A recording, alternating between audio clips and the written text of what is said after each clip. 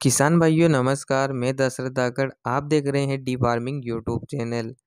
किसान भाइयों, आज के इस वीडियो में मक्का की खेती में एक ऐसे खाद के बारे में हम बात करेंगे जिसके प्रयोग से आप अपने मक्का के उत्पादन को बढ़ा सकते हैं।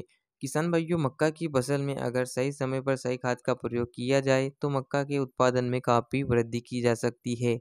इस वीडियो में आपको एक ऐसे खाद के बारे में बताने वाला हूं जिसका प्रयोग आपको मक्का में करना है, जिससे आपको आमतौर पर काफ़ी अच्छा रिजल्ट मिलेगा।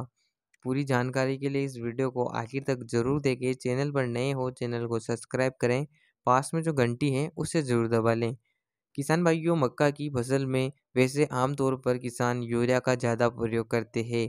मैं जिस खाद के बारे में बताने वाला हूँ वह खाद है यूरिया। यानी कि यूरिया का प्रयोग मक्का में किस प्रकार आप कर सकते हैं, कितनी मात्रा देनी चाहिए और फसल को कितना फ़ायदा यूरिया डालने से होता है। किसान भाइयों, यूरिया में केवल 46% नाइट्रोजन मौजूद होती है। मक्का की फसल में यूरिया की बात करें तो आपको मक्का में 50 किलोग्राम प्रति एकड़ की दर से यूरिया का प्रयोग मक्का में करना चाहिए।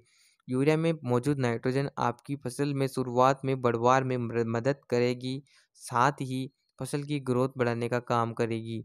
तो आपको मक्का में 2 भागों में यूरिया का प्रयोग करना चाहिए।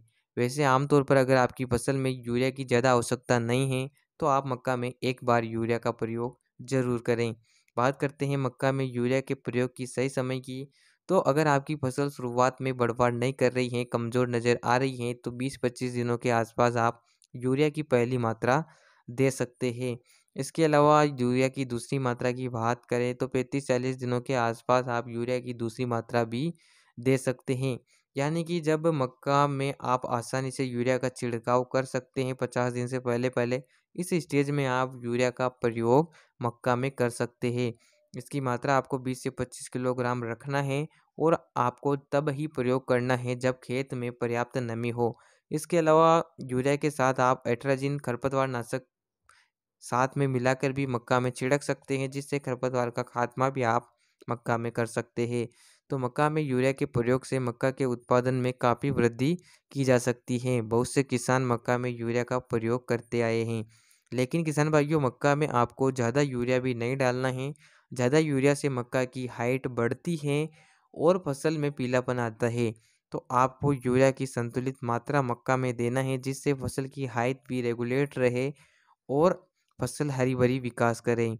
उम्मीद करता हूँ वीडियो पसंद आया होगा। पसंद आया हो तो वीडियो को लाइक और अधिक से अधिक शेयर करें। धन्यवाद।